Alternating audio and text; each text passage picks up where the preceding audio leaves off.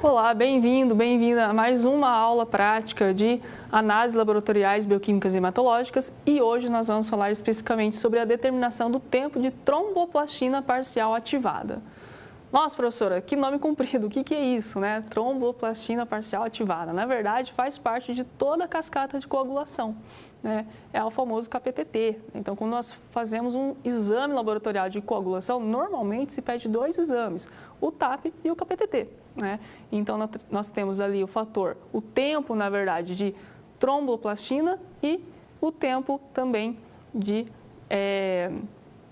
todos os fatores de coagulação. Então, de acordo com os fatores de coagulação, lembrando que toda aquela cascata de coagulação, que nós temos ali fatores da via intrínseca, fatores da via extrínseca, também a presença de cálcio fazendo parte ali, e dessa forma nós temos ali, no final, a formação de fibrina, né? Nós temos ali o fibrinogênio, a fibrina fazendo parte da formação ali do tampão, né? Para impedir que tenha o extravasamento de sangue, né? Fazendo ali o processo de coagulação do sangue. E dessa forma, nós temos alguns testes que são muito importantes para realizar ali e identificar se tem algum problema nessa cadeia de coagulação, nesse fator, nessa cascata de coagulação. Então, existem meios de a gente avaliar a via intrínseca e a via extrínseca. E hoje nós vamos trabalhar um pouco sobre esses fatores. Então, a respeito da determinação do tempo de tromboplastina parcial ativada, que é o foco da aula de hoje, nós iremos aqui discutir a metodologia de coagulometria. Então, nós temos ali a avaliação, principalmente do tempo de tromboplastina parcial ativada em plasma citratado, ou seja, é o tipo de tubo que nós utilizamos para coleta que apresenta o citrato como fator ali participante para manter a morfologia celular e também manter intactos os fatores de coagulação. Bom, como material da nossa aula prática, nós vamos utilizar ali tubos de ensaio de vidro de 5 ml, estante para o suporte desse tubo, todo o EPMI, que a gente sempre comenta em aula, as micropipetas, então aqui é muito importante porque nós utilizamos volumes pequenos, né, volumes ali micros, por isso que são micropipetas, né, então uma micropipeta de 100 a 1000 microlitros e uma de 10 a 100 microlitros. As ponteiras correspondentes, né, de 1000 e de 200 microlitros, cubeta de vidro para realizar ali a leitura no espectrofotômetro, o equipamento para leitura, o kit no qual apresenta a enzima glicose, a enzima que faz parte da peroxidação e o kit enzimático colorimétrico que vai atuar ali em relação à ação. E a amostra de sangue também nós iremos utilizar. Então, para iniciar ali a determinação do tempo de tromboplastina parcial ativada, nós temos uma mulher de 24 anos, sem histórico médico progressiva significativa, que se apresentou para avaliação de sangramento menstrual intenso associado a coágulo, hematúria e cólicas abdominais. Ela também relatou falta de ar, tontura e fadiga. Ela notou hematomas difusos, manchas vermelhas na mucosa bucal e epístase, alguns dias desde o início ali do sangramento vaginal intenso. E recentemente ela começou um novo emprego como operadora de máquinas industriais e nos últimos 6 meses tem comido apenas fast food. Ao exame físico apresentava-se taquicardia, palidez cutânea e conjuntival. Hemorragia também na mucosa oral, hematomas extensos e sangramento vaginal. Bom, os resultados laboratoriais revelaram uma deficiência de fatores dependentes de vitamina K. Um teste de gravidez deu negativo, a ultrassonografia revelou útero e ovários de aparência normal, com uma faixa endometrial, né, de 0,7 centímetros, e com base nos resultados laboratoriais e na história da paciente, foi feito o diagnóstico de deficiência de vitamina K. Aí uma pergunta para pensar ali ao longo da nossa aula prática e responder ao final. Qual a relação da deficiência de vitamina K com o sangramento menstrual intenso dessa paciente? Então, primeiro, antes de darmos início e falarmos ali da questão da coagulação em si, trabalharmos as vias, como eu comentei, a via intrínseca, extrínseca, a via comum, vamos falar e relembrar a questão da coleta de sangue, né? Então, a coleta de sangue é a etapa pré-clínica muito importante para qualquer teste laboratorial que for sido realizado após, né, for sido realizado ali no laboratório de análises clínicas, e na coleta nós temos vários tipos de soro, né, nós temos vários tipos de tubo, na verdade, que são coletados, né, e esses tubos eles apresentam ou não anticoagulante, e quando apresentam anticoagulante, eles têm ali as diversidades de anticoagulante.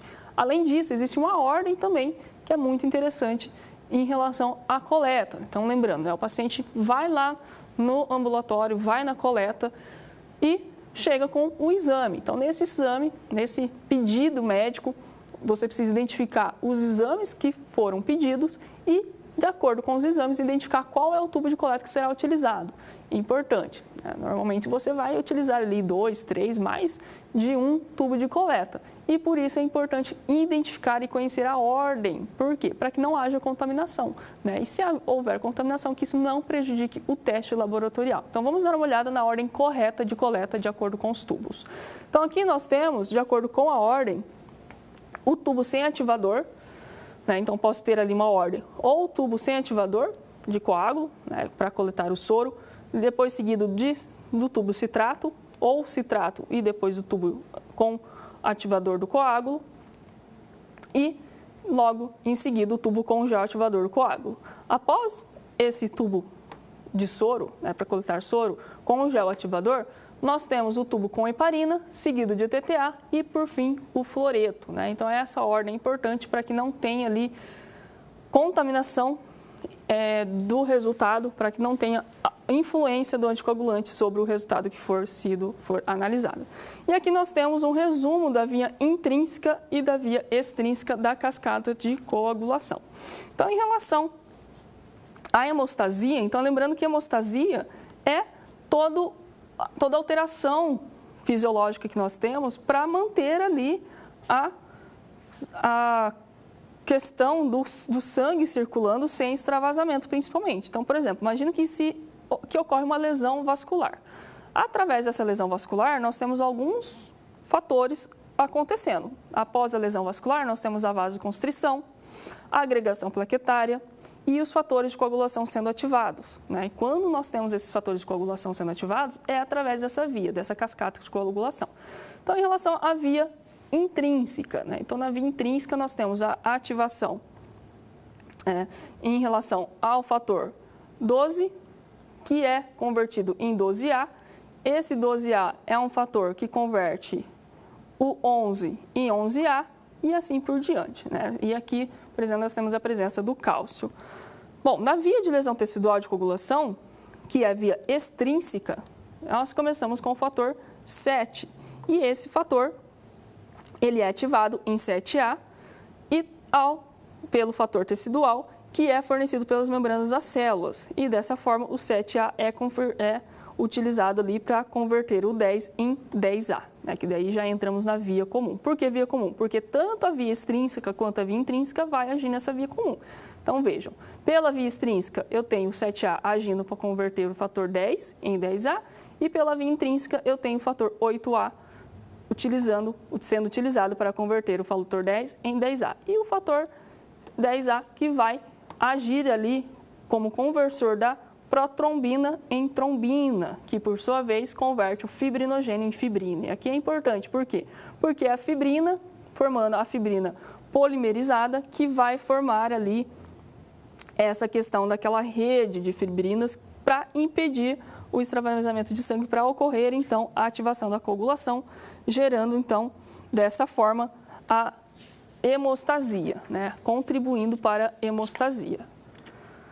E sabendo disso, nós precisamos realizar os testes de coagulação. E esses testes de coagulação, eles são importantes para identificar se existe alguma alteração nos vasos sanguíneos, se existe alguma lesão tecidual nesses vasos, se existe alguma alteração nos fatores de coagulação, falta de vitamina, alteração na concentração de cálcio, que são fatores que participam da cascata de coagulação. E o teste de coagulação, nós utilizamos a amostra de sangue. E essa amostra de sangue, que é coletada em um tubo de tampa azul com citrato, e ela deve ser coletada em jejum, no mínimo de 4 horas, ou em jejum mínimo de 2 horas, quando for lactante. Deve-se utilizar seringa ou um sistema a vácuo, o tubo de vidro siliconado ou tubo de polipropileno, que são esses tubos com a tampa azul, né, como aqui na imagem. Esse tubo deve conter um citrato de sódio diidratado de 3,2% ou 0,109 milimol por litro, sendo tamponado, prevenindo ali o aumento do pH desse sangue, e pode afetar os resultados também em relação a essa questão do pH. Então, caso o laboratório prepare o seu próprio anticoagulante, a solução deve ser estocada a 4 graus Celsius e no máximo por 3 meses, desde que seja sempre inspecionado quanto à presença de material particulado, também significando ali contaminação de micro-organismos ou presença de cristais, por exemplo. E essa amostra ela tem que ser centrifugada, certo? E para ela ser centrifugada, nós temos que realizar ali na centrífuga, balancear a centrífuga, então colocar um tubo de sangue e um outro tubo correspondente à localização oposta com o mesmo volume, e após a centrifugação nós obtemos ali o plasma e a parte das hemácias ali também. Então isso porque o excesso de anticoagulante em relação ao volume plasmático pode interferir nos tempos de coagulação dos testes, né? Então o ajuste do volume do anticoagulante ou do sangue é feito utilizando ali também de forma manual algumas alterações, certo? E quando se tem ali o hematócrito, que é a quantidade ali de eritrócitos alterada, abaixo de 20%, nós não temos ali muitas informações em relação às alterações que devem ser realizadas, mas quando se tem uma alteração significativa, é possível fazer o ajuste para realizar o teste de coagulação. Então, o paciente que apresenta o valor de hematócrito acima de 55% deve-se ajustar o volume do sangue colhido, a ser colhido ou do anticoagulante. Então, são informações importantes para que não tenha ali alterações do teste, né, para que não prejudique a metodologia de forma geral.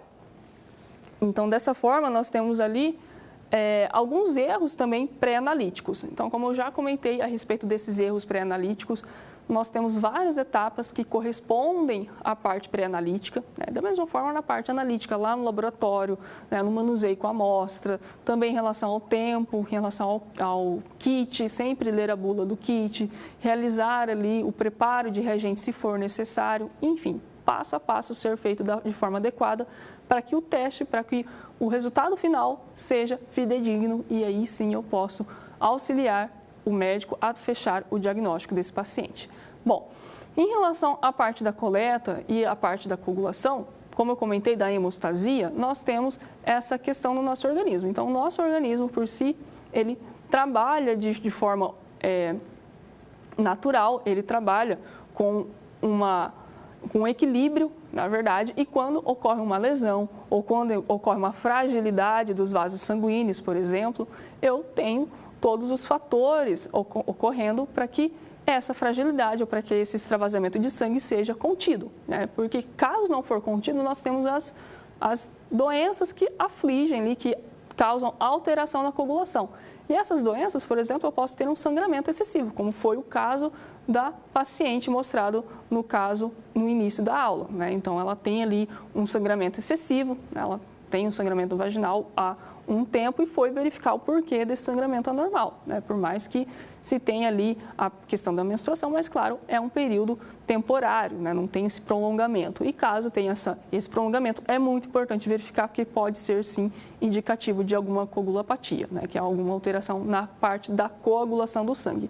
Outra questão também, em relação àquelas petequias ou se não hematomas, né? Na pele. Então, pessoas que com frequência aparecem ali com manchas arroxadas na pele, né? Ou tem essa fragilidade de encostar e já ter essa formação que, na verdade, essas manchas na pele são extravasamento de sangue ali, né? De forma interna, né? Esse sangue que teve extravasamento, teve a coagulação, foi estancado, mas teve esse sangue extravasado ali para o tecido. E dessa forma também é importante verificar, porque pode ser uma fragilidade do sistema, né, vascular, pode ser uma fragilidade do vaso sanguíneo, e isso deve ser identificado, deve ser diagnosticado para conseguir realizar o tratamento adequado. Então, vamos dar uma olhada agora em relação aos problemas, né, às alterações que podem vir a surgir no preparo da amostra, no preparo do paciente, nessa etapa pré-clínica. Então, é preciso que se observe o volume correto de sangue nos tubos após a coleta. Isso aqui é importante, como em todas as análises, na verdade. Por quê?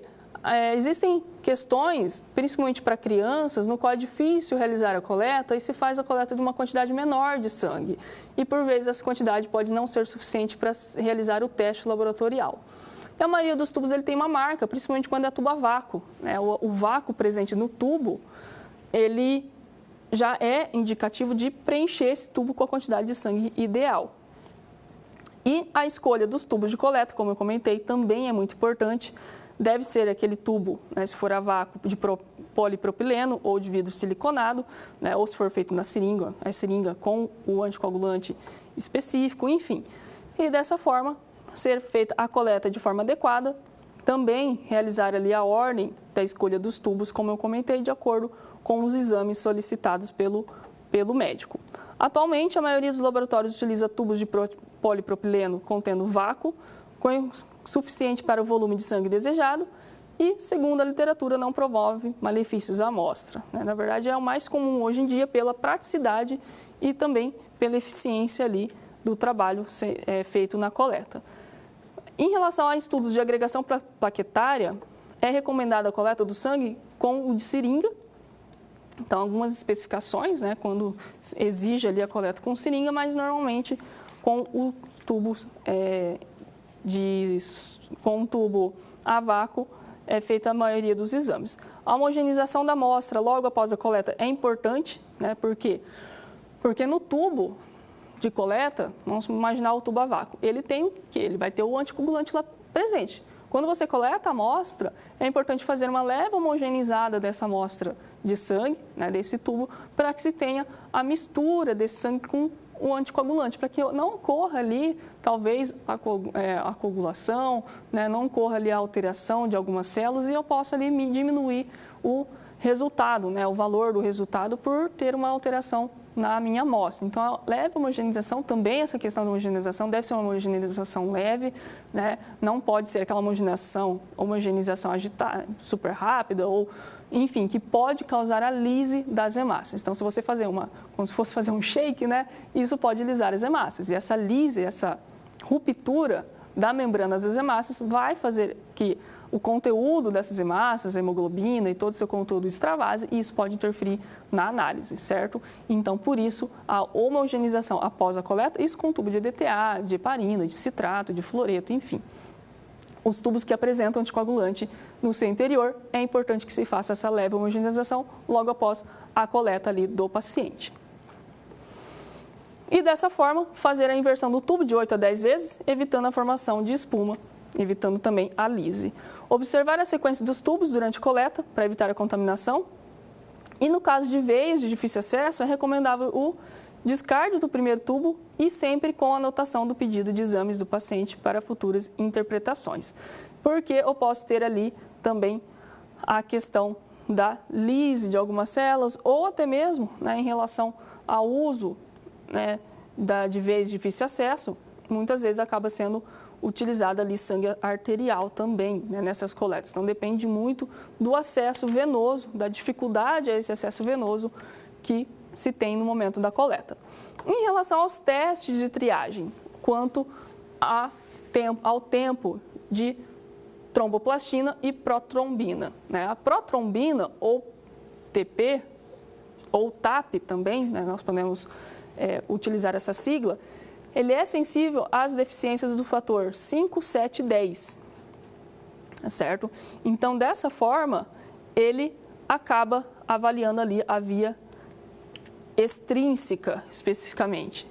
E dessa forma, ele é menos sensível ao fator 2 e às formas leves de deficiência de fibrinogênio, né? Então, eu tenho ali como avaliar a via, se eu tenho alguma alteração em fatores da via extrínseca, pelo TAP, ou tempo de tromboplastina, ou se eu tenho alterações na via intrínseca pelo KPTT, que é o tempo de tromboplastina.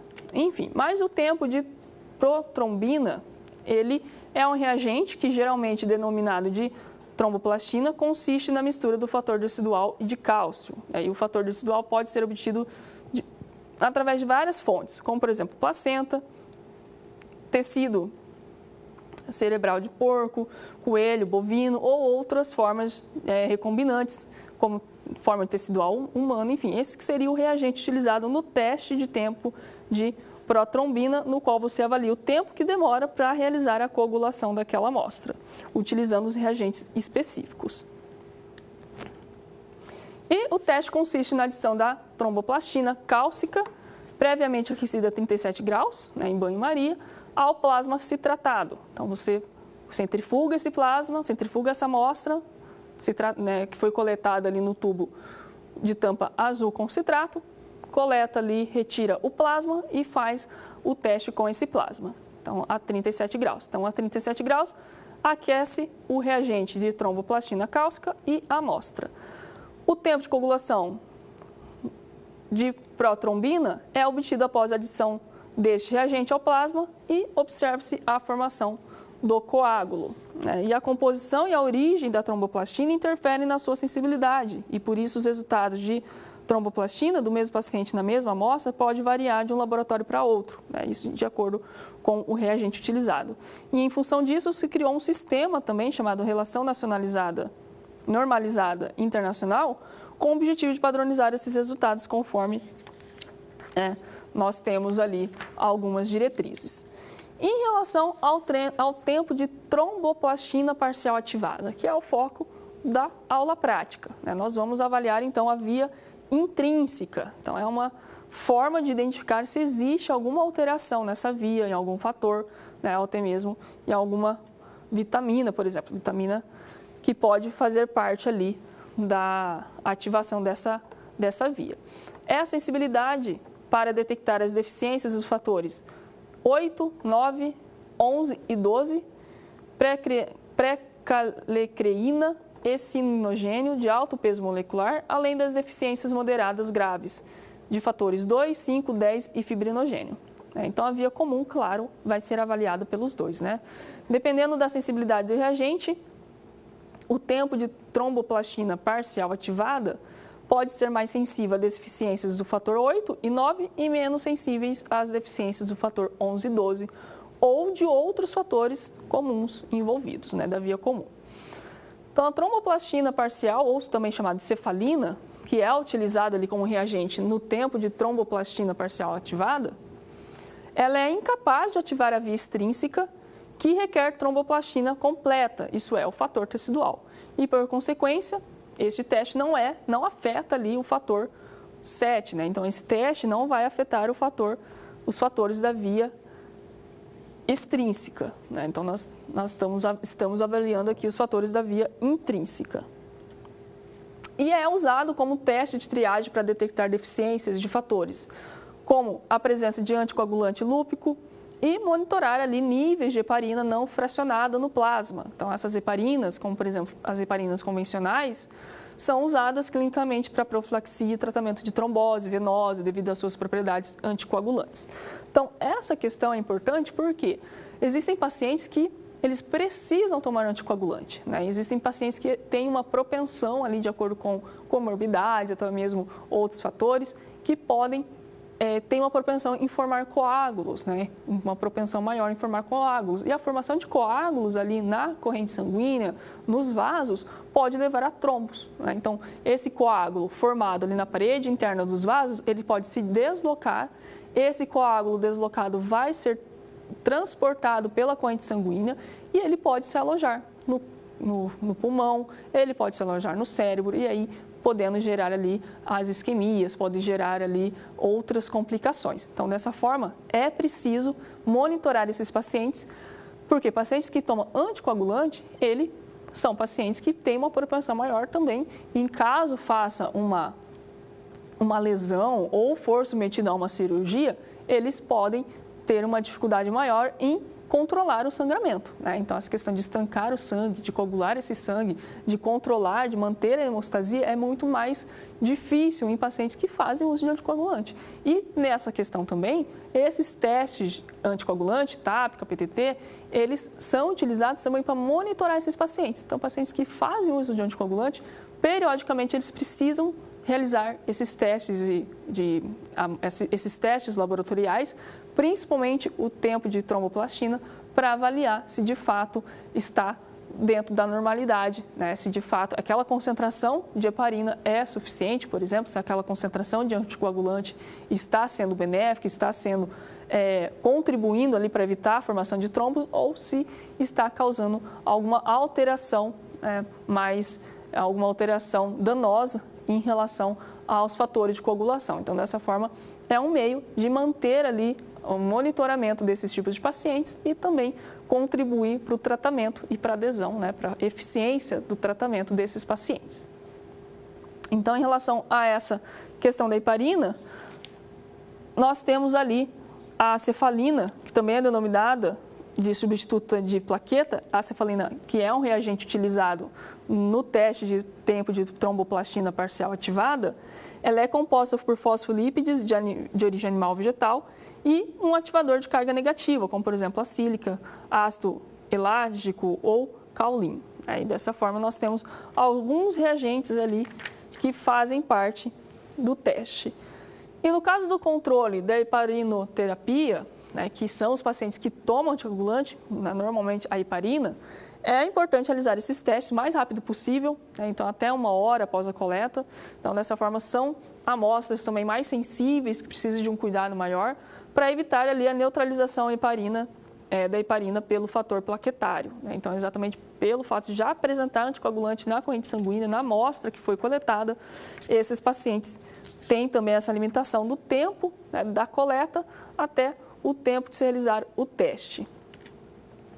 E a tromboplastina parcial, que é a cefalina, como eu falei, que é um dos reagentes utilizados, ela é incapaz de ativar a via extrínseca. Então, como consequência, esse teste não é afetado pela deficiência do fator 7. Então, por acaso, por isso também que muitas vezes o médico ele pede os dois, né? Ele pede o TAP e o KPTT. Então, ele vai avaliar tanto a via intrínseca quanto a via extrínseca, porque se eu tenho ali alguma alteração no fator 7, por exemplo, da via intrínseca, da via extrínseca, se eu avaliar a via intrínseca pelo tempo de tromboplastina ativada, aí eu não tenho como saber se a alteração na coagulação daquele paciente é devido à alteração de outros fatores da coagulação, como, por exemplo, fatores que estão relacionados à via intrínseca. Então, normalmente, em exames que são feitos, os pedidos de exames, nós temos os dois, o TAP e o KPTT, ou o tempo de tromboplastina ativada ou protrombina. Então, dessa forma, nós temos esses dois testes que são pedidos e também o tempo de tromboplastina parcial ativada, ele é mensurado inicialmente pela incubação da cefalina ativada com plasma, né, ou seja, com o plasma do paciente, a amostra, e após 2 a 5 minutos é adicionado o cloreto de cálcio previamente aquecido a 37 graus Celsius. E a sua sensibilidade vai depender principalmente da composição desses reagentes e também a deficiência dos fatores de coagulação que estão relacionados a essa via. Bom, os pacientes, quando eles têm o sangramento e tem um prolongamento do tempo de tromboplastina parcial ativado, normalmente se suspeita de deficiência de fatores de coagulação do fator 8, 9 e 11 ou a presença de inibidor da via intrínseca. Agora, se o paciente ele não tem sangramento assim, evidente, né, mas ele tem o prolongamento do tempo de tromboplastina parcial ativada, possivelmente existe a presença de inibidor inespecífico, como algum anticoagulante, ou deficiência de fatores da fase de contato, ou seja, fatores 12 ou outras questões como a pré-calecreína também, tendo ali as suas alterações. Bom, em relação aos níveis de fator, eles podem compensar níveis diminuídos de outros, né? Ou seja, se eu tenho ali um nível elevado do fator 8 da cascata de coagulação, ele pode levar a um tempo de tromboplastina parcial ativada normal, na presença de deficiências leves de fator 9 ou 11. Então, como se o nível de um fator compensasse a falta de um outro fator. Então, se recomenda a determinação dos fatores da via intrínseca sempre que o paciente apresentar histórico pessoal ou familiar sugestivo de coagulopatia, mesmo que o tempo de tromboplastina parcial ativada seja normal. Então, uma forma ali também de garantir que esse paciente ele seja diagnosticado ou até mesmo prevenir ali alguma complicação de acordo com essas alterações, porque não necessariamente o paciente ele vai ter ali um sangramento, né? Pode ser, como eu comentei, pode ser que ele tenha ali alguns sintomas, né? Hematomas na pele, enfim, ou até mesmo não sinta nada, né? Por enquanto, e faz ali o teste de coagulação e tenha uma alteração no tempo de coagulação, né? Ou seja, ele tem um tempo prolongado, ou seja, demora um tempo a mais do normal para ter a coagulação daquele sangue. E dessa forma se investiga principalmente o histórico familiar desse paciente, né, questão genética também, que pode estar associado a ele ter uma coagulopatia, e dessa forma é importante para que se tenha principalmente um monitoramento, né? Então, periodicamente faça esses exames e se acompanhe esse paciente para que ele não tenha ali as alterações, né, ou seja tratado adequadamente, prevenindo ali talvez um sangramento, uma hemorragia, e como eu comentei, principalmente em relação às cirurgias, né? Na avaliação pré-cirúrgica é muito importante avaliar esses níveis de fatores de coagulação, avaliar também essa cascata de coagulação, fazer esses testes de coagulação, exatamente para que se evite, né, uma perda excessiva de sangue, que é uma das maiores preocupações durante uma cirurgia, é o sangramento, né? Então, esse sangramento que não for contido pode levar o paciente a óbito, né? O paciente pode ter uma hemorragia grave, não ser contida e essa hemorragia acabar levando o paciente a óbito. Então, por isso que no pré-operatório, na avaliação pré-operatória, os pacientes eles devem realizar esses testes de coagulação para que se tenha certeza que as condições do paciente estão dentro das determinadas ali, né, do que é determinado para realizar a cirurgia. E quando nós temos ali, em relação às coagulopatias, bom, a respeito das coagulopatias, elas são caracterizadas por sangramentos prolongados, excessivos, após lesões acidentais ou procedimentos médicos e também procedimentos odontológicos. Então, são procedimentos que podem levar a um sangramento excessivo, que normalmente as pessoas não têm sangramento excessivo, mas pacientes com alterações na cascata de coagulação, alterações em vitamina K, alterações em cálcio, em outras vias ali, ele pode levar a um sangramento excessivo.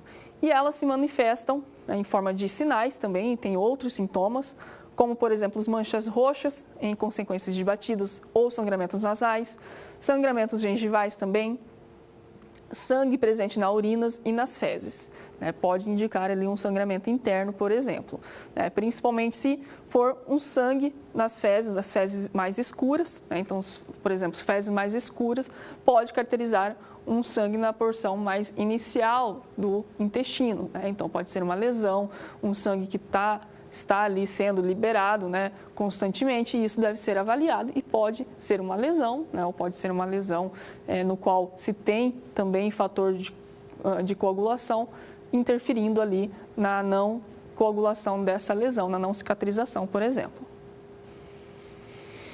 Em alguns casos, podem também ocorrer sangramentos espontâneos no interior das articulações, músculos e também em outras partes do corpo, né, nos quais podem causar dores, podem causar inchaço e também a rigidez desses locais, né, principalmente nas articulações e também nos músculos, né, e são sangramentos internos, digamos assim, que fica ali um pouco mais difícil de ser identificado, e com os testes, né, junto com a análise clínica e os testes de coagulação, é possível chegar a um diagnóstico.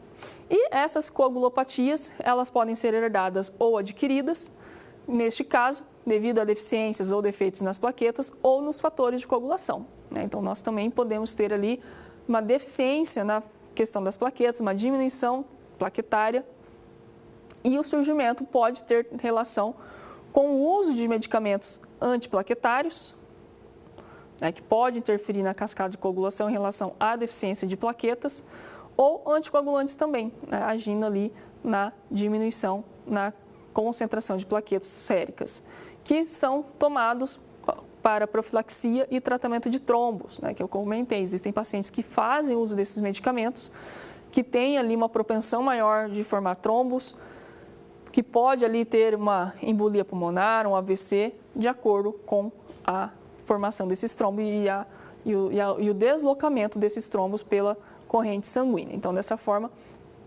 o uso desses anticoagulantes vai ocasionar ali uma alteração na coagulação, tanto na parte plaquetária quanto no que se condiz à relação dos fatores de coagulação. E o tratamento vai variar conforme a situação de cada paciente. Então, cada paciente vai ter ali a questão do sangramento descontrolado, pode causar danos aos órgãos internos ou não, às articulações, aos músculos e pode até mesmo ser fatal, né? Então, dependendo da hemorragia, dependendo da quantidade de sangue que essa pessoa perde, mesmo que for periodicamente, né, pode levar a uma anemia, por exemplo, uma anemia crônica, enfim, e outras complicações, podendo levar até o paciente à morte.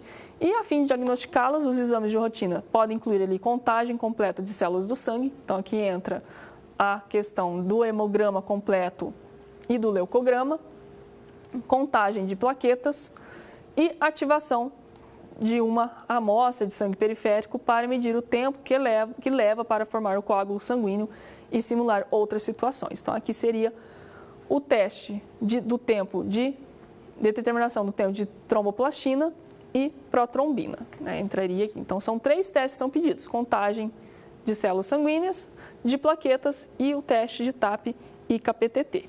Então, esses testes, então lembrando, a questão, mais uma vez, o hemograma, o leucograma, né, tanto automatizado quanto manual, ele traz ali, é o teste laboratorial primordial ali, o teste ouro, digamos, né, que é feito o pedido pelos prescritores, pelos médicos, enfim, médico, dentista, né, vários profissionais de saúde acabam pedindo esses testes, principalmente hematológicos, porque é o primeiro a se alterar diante de uma mudança fisiológica ali. E quando nós temos essa questão da alteração da coagulação, o hemograma ele vai também nos trazer essas características, além da contagem de plaquetas. Mas nós vamos ter ali, podemos ter uma anemia leve, por exemplo, uma diminuição de hemoglobina, uma diminuição de hemácias, né, uma mudança ali também na morfologia em relação às células de defesa, certo?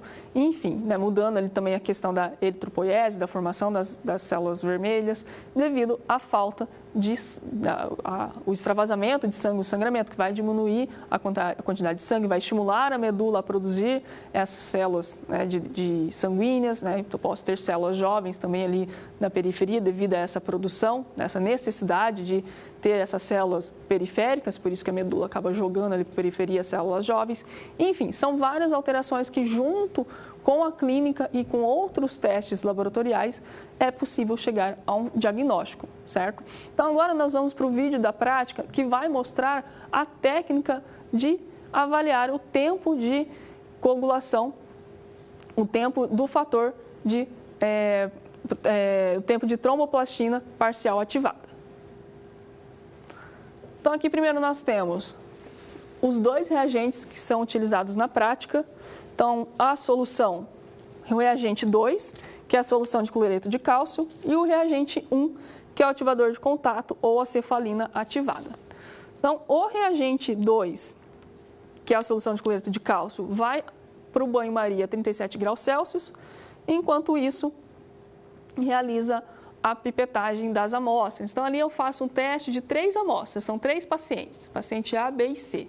Vejam, o tubo citratado, que foi centrifugado previamente, e se tem a coleta de 100 microlitros da amostra. Então, 100 microlitros, utilizando a micropipeta e a ponteira amarela, faz a coleta de 100 microlitros de cada paciente, colocando em um tubo de vidro.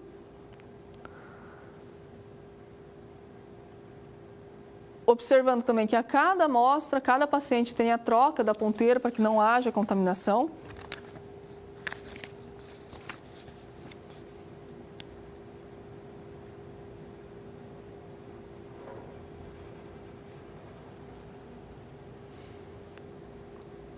Lembrando também que ao pipetar a amostra,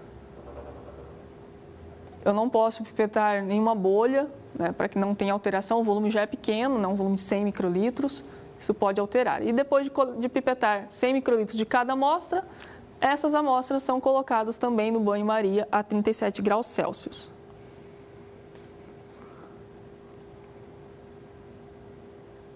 O reagente 2 deve permanecer no banho-maria durante todo o procedimento.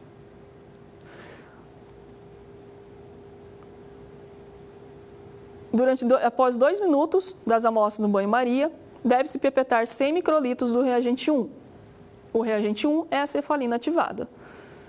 Então, em cada tubo de amostra, deve ser colocado 100 microlitros do reagente 1, reagente cefalina ativada, e incubar a 37 graus por 2 a 3 minutos.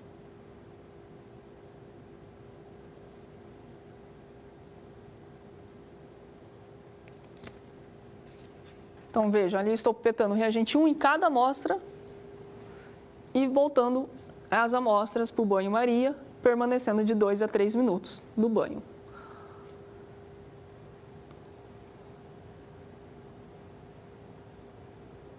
Após esse tempo, retirar as amostras de soro, as amostras de plasma do banho-maria, mas manter o reagente 2 no banho-maria em aquecimento a 37 graus Celsius.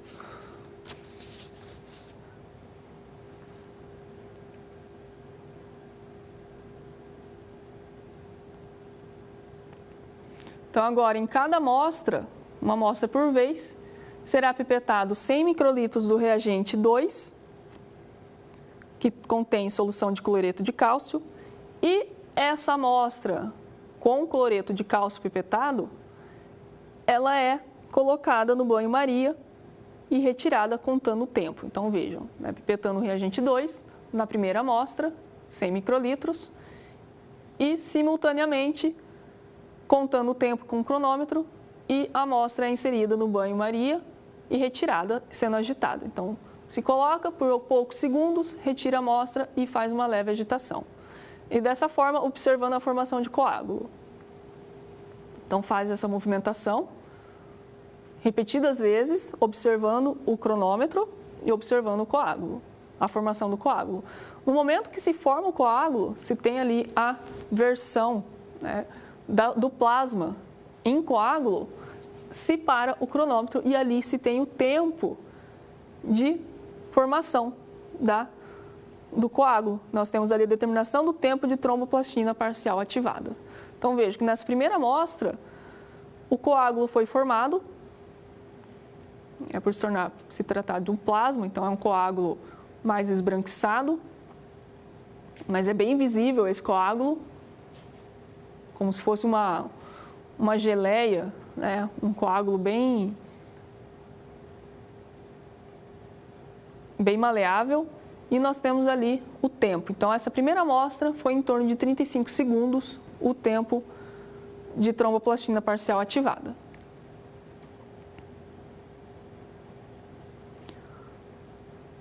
A segunda amostra foi feita a mesma coisa, então lembre-se que o reagente 2 precisa ficar no banho por todo o período do método.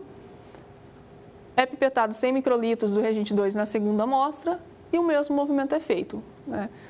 Iniciado o cronômetro e a amostra com o reagente 2 é inserido no banho-maria a 37 graus, realizando a mesma movimentação de inserir no banho-maria e retirar do banho, fazendo uma leve agitação, observando o tempo de coagulação desse plasma.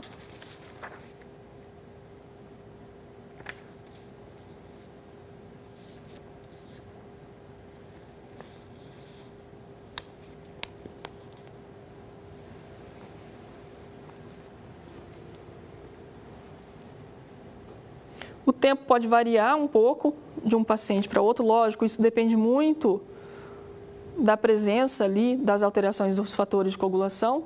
Veja a formação do coágulo na segunda amostra.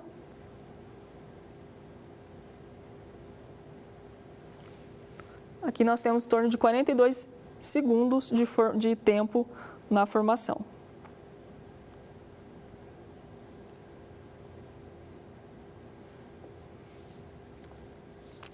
Lembrando que para uma pessoa saudável, o tempo de tromboplastina parcial ativada pode variar de 24 a 40 segundos.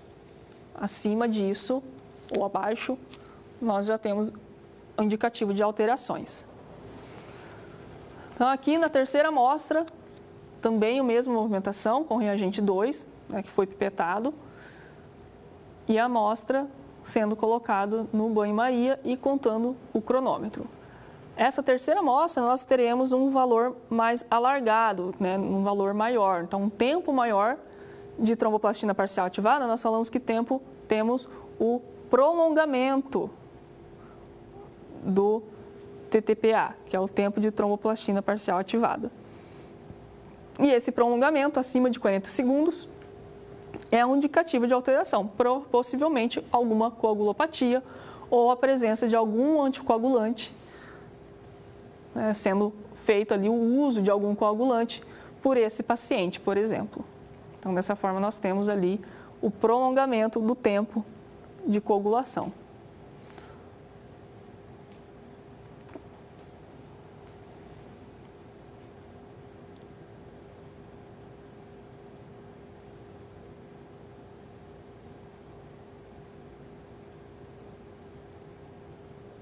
Então, nessa amostra, nós vamos ter ali acima de 1 minuto, né, um tempo bastante alargado, quando comparado com as outras amostras e comparado com o valor de referência de 20 a 40 segundos.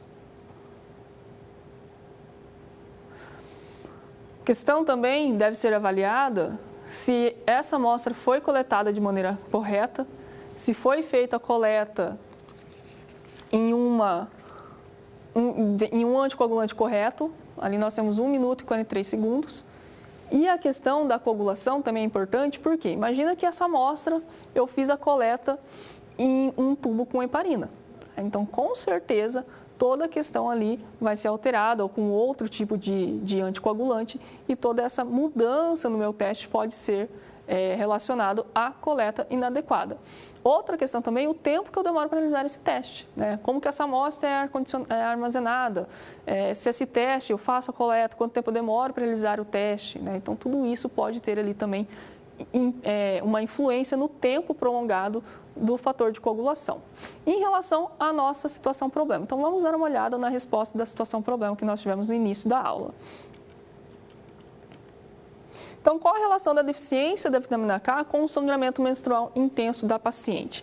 Então, em relação a isso, nós temos que a vitamina K ela vai atuar como um cofator. Ela é um cofator em relação à carboxilação de resíduos específicos de ácido glutâmico, que é utilizado ali para formar o para formar o ácido gama-carboxiglutâmico, o aminoácido presente nos fatores de coagulação. Então, esse ácido carboxiglutâmico, ele faz parte dos fatores de coagulação. Ele vai auxiliar na formação dos fatores de coagulação e a vitamina K vai influenciar na sua formação. Então, dessa forma, uma forma, digamos, indireta, a vitamina K ela vai influenciar na formação dos fatores 2, 7, 9 e 10.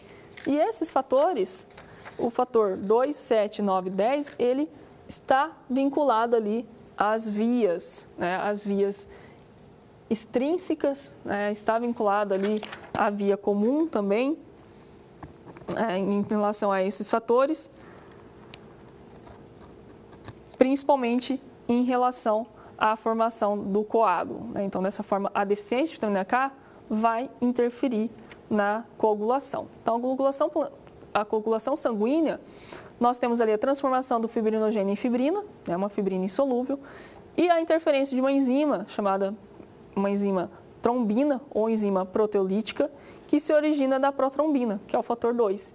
E através de fatores dependentes da vitamina K, como a proconvertina, o fator 7, também o fator anti-hemolítico B, o fator 9, e o fator STURT, o fator 10. Então, lembrando que esses fatores, eles têm esses números romanos, mas eles têm nome também, né? São nomes um pouco mais complicados, um pouco mais complexos, que é mais fácil nós trabalharmos com essas numerações. Então, dessa forma, nós temos ali essa cascata de coagulação sendo prejudicada pela concentração, pela quantidade de vitamina, pela concentração de vitamina.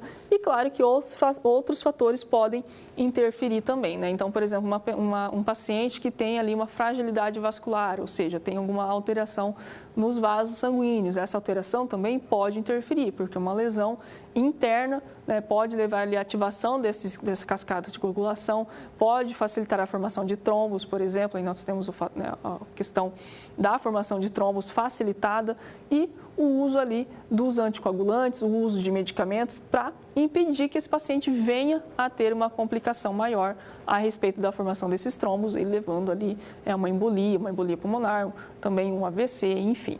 Então, dessa forma, como mostrou no caso clínico, né, início lá da nossa aula prática, a questão da vitamina K é um fator que está influenciando. Então, veja, nós tivemos ali uma situação, um problema que trouxe uma paciente que estava tendo um sangramento prolongado, né, estava tendo uma menstruação, um sangramento vaginal prolongado e se viu que ela tinha uma deficiência de vitamina K. Né? O que isso tem a ver com a coagulação? Então, nós vimos ali na via, na cascata de coagulação, tem essa relação. Mas, claro, que no exame, ela não fez só a dosagem de vitamina K, ela fez vários outros exames, como um hemograma completo, um leucograma, também uma contagem de plaqueta e a questão dos exames do tempo de tromboplastina e protrombina. Né? Então, os testes de KPTT e TAP foram realizados e ali se conseguiu identificar, olha, ela tem deficiência de vitamina K e ela tem uma alteração ali na via extrínseca, por exemplo, onde tem o fator 7, entre outros fatores, né? Também a via comum, lá, o fator 10, né? Que pode estar influenciando a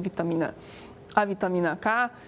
Dessa forma, ela pode ter tido até mesmo alterações tanto no TAP quanto no KPTT, enfim. Então, isso vai também direcionar quais fatores estão relacionados e, nesse caso, nessa paciente, uma suplementação de vitamina K, uma melhoria ali na concentração sérica de vitamina K, isso já traria uma melhora, já controlaria essa questão da coagulação, essa questão do sangramento excessivo. Bom, então, em relação às coagulopatias, né, nós temos essas alterações na formação dos coágulos, nós temos essas alterações na quantidade de plaquetas também, né, podem ter ali até questões que influenciam em relação a infecções virais. Então, existem infecções virais que trazem uma diminuição plaquetária, trazem uma diminuição na concentração, na formação de plaquetas. Isso pode influenciar também, né, por exemplo, a questão de algumas doenças que causam hemorragia, né, até mesmo a dengue, entre outras, pode causar essa diminuição das plaquetas. E essa diminuição das plaquetas pode ser a responsável ali por ter alteração na coagulação. Então, dessa forma, mesmo realizando o teste do tempo de protrombina e tromboplastina, né, sendo normal, mas a contagem de plaquetas vai trazer esse indicativo, vai trazer esse auxílio para o diagnóstico desse paciente. Bom, outra questão também, como eu já frisei, a respeito das amostras, né, nós temos ali os inúmeros anticoagulantes que são utilizados. Então, o paciente que faz uso de anticoagulante, ele deve ser monitorado, deve ser identificado também esse anticoagulante, como que ele faz o uso desse anticoagulante, será que aquela concentração é adequada para esse paciente, será que está interferindo de uma forma negativa para o controle da coagulação, da hemostasia, né? Então, lembrando que a hemostasia é o equilíbrio ali, né? É manter ali a parte hematológica, né, em perfeitas condições, manter o equilíbrio, a homeostase da parte hemodinâmica, né? Manter ali a questão da circulação sanguínea adequada, em relação à morfologia celular das células sanguíneas, em relação também ao fluxo do sangue e à sua coagulação. Então, a hemostasia ela vai trazer ali essa harmonia em relação a vários fatores. E quando se tem uma alteração na hemostasia, inclusive uma lesão, então, o paciente fez uma lesão, um corte, algo do tipo, você tem uma alteração dessa hemostasia. Aí, essa hemostasia, para ela voltar a se reequilibrar, o nosso próprio organismo faz algumas manobras, digamos assim, para buscar voltar a ter esse controle, voltar a ter o equilíbrio. Então, dessa forma, nós temos a vasoconstrição. Então, a vasoconstrição vai levar a fechamento desses vasos, né, impedindo o extravasamento de líquidos, por exemplo. Também a questão da vasoconstrição vai auxiliar ali a estancar esse sangue, né, a ajudar ali nesse fechamento, né, impedindo ali que vaze, né, que tenha ali ainda mais extravasamento de sangue. Temos também a ativação dos fatores de coagulação, ativação de toda a cascata de coagulação, como nós vimos hoje, o fator de cascata de coagulação da via intrínseca, da via extrínseca, que culminam na via comum, formando a fibrina. E a fibrina que vai formar aquela malha, formando então nessa questão a coagulação, coagulando o sangue ali, essa malha que vai impedir que continue tendo esse extravasamento de sangue e auxiliando também para a restituição do tecido que foi lesionado. Bom, outra questão são os fatores que são ativados para auxiliar ali, né, a questão imunológica, inclusive, porque quando nós temos uma lesão, nós temos também a invasão de fatores externos, de micro-organismos, de patógenos, e a lesão por si só vai causar uma indução de liberação de citocinas, vai recrutar células de defesa, por exemplo, que vão até ali o local para fazer a limpeza e impedir que tenha uma infecção no local, né? Além de ter ali também o recrutamento dessas outras células, como plaquetas e tudo mais, para fazer o tampão hemostático e dessa forma impedir que tenha ainda mais extravasamento de sangue. Bom, então de forma resumida, na aula de hoje nós vimos um pouco a respeito das coagulopatias, também falei a respeito da ordem de coleta dos tubos, né, em relação aos tipos de anticoagulantes presentes em cada tubo. Então, essa ordem é importante, por quê? Porque eu posso ter uma contaminação de um tubo de coleta para outro e isso pode interferir nos exames. Por isso que existe uma ordem correta, sabendo-se que essa ordem não tem problema em relação aos anticoagulantes. Então, de um anticoagulante para outro não vai ter essa interferência. Por isso que é importante seguir a ordem. Também é importante seguir ali a coleta do exame direcionado ao tubo de coleta adequado. Outra questão que trabalhamos na aula prática de hoje também foram as metodologias aplicadas para os testes de coagulopatias. Eu passei para vocês, né, na prática, o tempo de tromboplastina parcial ativada, mas nós temos também o tempo de protrombina, certo? Mas como eu comentei, inclusive, como que é feita a prática, é muito parecida, né? Muda ali muda os reagentes, por exemplo, mas a questão de observar, né, utilizar o banho-maria, utilizar o cronômetro, realizar a pipetagem de reagente e observar a formação do coágulo, isso é feito em ambas metodologias, né? Claro que isso vai mudar de acordo com o paciente, de acordo com as condições do paciente, de acordo com as condições da amostra também, mas os dois testes, o TAP e o KPTT, eles são pedidos simultaneamente para se avaliar as duas vias, a via intrínseca e a via extrínseca da coagulação e, claro, ambas avaliam a via comum, certo? E outros exames, claro, podem ser pedidos para se ter ali o fechamento do diagnóstico e ter ali um tratamento adequado, um direcionamento adequado para esse paciente. Então, também falei um pouco das coagulopatias, né? Então, lembrando que as coagulopatias são essas alterações nas condições de coagulação do paciente que pode trazer ali um problema em relação ao sangramento, em relação à facilidade de extravasamento de sangue, tanto interno quanto externo, e isso pode levar a outros problemas, né, para o paciente, podendo até mesmo levar a hemorragias graves e à morte desse paciente. Além do mais, são pacientes, né, muitas vezes idosos ou pacientes que já têm uma predisposição, alguma comorbidade que causa essas alterações, por isso que precisam ter esse monitoramento, esse cuidado e principalmente essa avaliação periódica e identificando esses problemas. Como foi mostrado na situação problema, a paciente com um sangramento excessivo, foi feito os exames e identificado que aquele sangramento estava relacionado à deficiência de vitamina K. Então, não necessariamente o sangramento, essa alteração na coagulação vai estar relacionado diretamente aos fatores, né? Como, por exemplo, ali avaliar a via intrínseca e extrínseca, pode estar relacionado à questão da concentração de cálcio, pode estar relacionado a vitaminas também que estão envolvidas e outras questões ali que pode afetar a hemostasia, pode afetar toda essa cascata de coagulação. Então, dessa forma, na aula de hoje nós vimos isso e lembrando a prática ali de coagulação, muito importante se atentar ao tempo. Então, quando você for realizar a prática, atente-se ao cronômetro, então mesmo, né, ativar o cronômetro e inserir a amostra no banho-maria, lembrando que o reagente 2 deve permanecer no banho-maria em 37 graus durante todo o período da reação. E dessa forma ir agitando a amostra e observando a formação desse coágulo. Então essa parte é muito importante Ao se formar o coágulo, se para o cronômetro e identifica se esse tempo de formação do coágulo está dentro do valor de referência entre 20 a 40 segundos. Bom, então ficamos por aqui. Espero que você tenha gostado da aula, tenha aprendido um pouco mais sobre coagulação, um pouco mais sobre os testes bioquímicos que são aplicados e nós nos vemos na próxima. Até mais!